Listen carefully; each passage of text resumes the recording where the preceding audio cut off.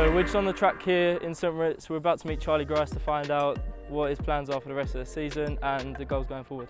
What's going on, Lewis? Mate, you alright? Yeah, good. Good. Good to see you. So what do you love about running and how does it make you feel?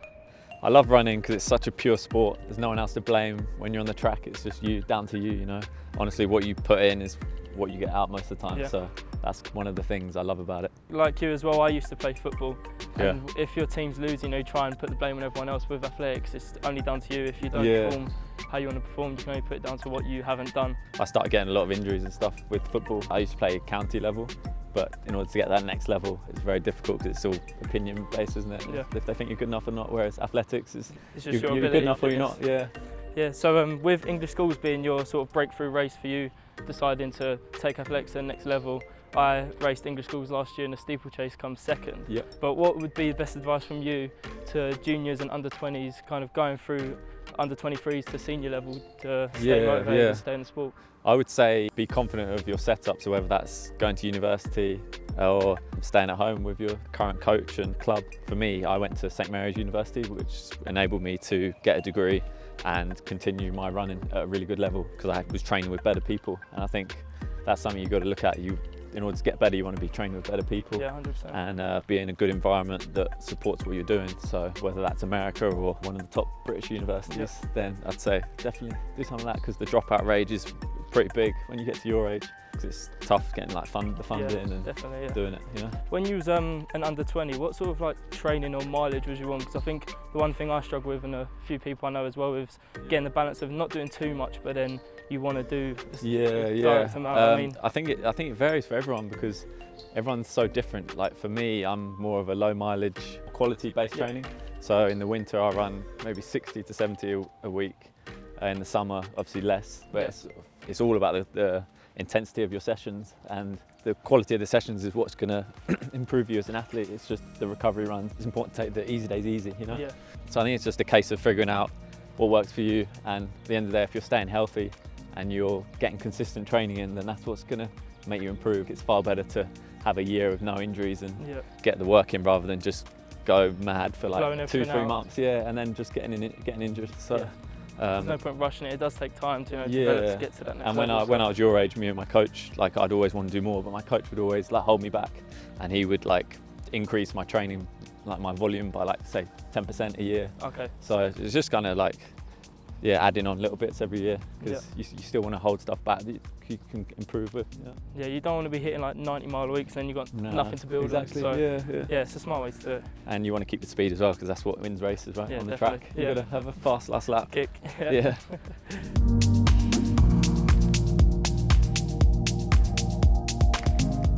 What's life like as an elite athlete, and how's your life changed since then? Life as an elite athlete is a lot of travelling. I'm all around training camps for 5-6 months a year, although I wouldn't change it for the world to travel and to been to the place that I've been to and train in these amazing places like St Moritz is pretty incredible, to be honest. Like I would never have dreamt that I would have travelled so much as I have at such a young age. It's a lot of structure and discipline, putting the hard training in, as you know yourself. Yeah, it's just trying to keep the motivation and know that you're only as good as your next race, so you've always got to be thinking of that next thing and just try and enjoy it as well. Like we've got a really good training group down in Brighton, run for Phoenix Track Club, and we're like having a good group of guys, you know. Like I'm sure in your training group at home, like making it fun socially. I think that'll be always one of my main bits of advice for people. Just keep it social. Yeah, I think one of the things is like training on your own is kind of mentally challenged as well. If you're doing all your easy runs on your own, it does get quite boring. So you need a solid group of people around you, sort of the same level. And you're not going to be like wanting to run every day sometimes. Like sometimes it is a grind, but when you're meeting people and you're having fun with it as well, then it's easier to get it done, you know. Yeah, definitely. What advice would you give to a younger version of yourself? It's a good question. I would say just really trust the training that you've done and trust that what you're doing is right. And that if you're not invested in a training program, then like it's not going to work for you. So I think just figure out what type of training, what type of athlete you are first, what type of training makes you tick, and just have fun with it, and don't really listen to other people's opinions of like they might be like you were saying about the mileage kind of thing, like, oh, this guy's running 90 miles a week, like maybe that's what I should do. Yeah. And one year in 2017, I upped my training quite a lot, and I thought that to get to the next level, I had to run more, and I just ended up losing all my speed, and my 800 time went down, and yeah, I just didn't really have a great year that year. So I think just really kind of trust what you're doing. Did you actually try any other events before you decided to stick with the 1500? I did 800 quite a lot, as you know, like they complement each other. It's good speed does help. Yeah. I do want to run more 8s, because I think that to medal at the 15 you've got to run like 144 over an 8. For sure. Yeah. So it's like yourself, do you do 15? Yeah, 15 and up. Yeah, so you got to, it's like, I always think you've got to be strong below your event and above your event, and then you come in the middle. Definitely,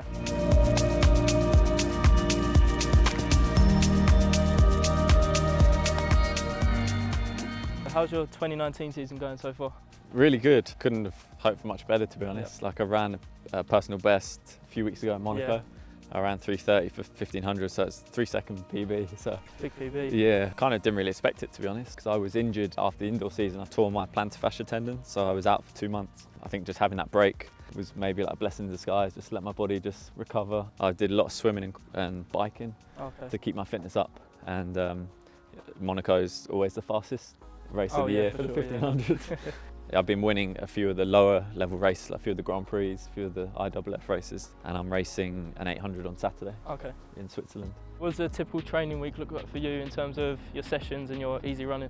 This time of year we normally do like 3 sessions a week, and that normally involves like a hard track session, like a speed one, maybe like a longer tempo session, or like a short recovery session, and then just easy running around that. So the long runs not as big as it is in the winter, and the mileage is kind of reduced a little bit because you want to be fresh for the session. For sure, because that's what's going to get you boosted in fitness. I've got a lot better at listening to my body, so if I feel tired, then I'll kind of have a floating rest day either once a week or once every 10 days. That's what I find works good for me.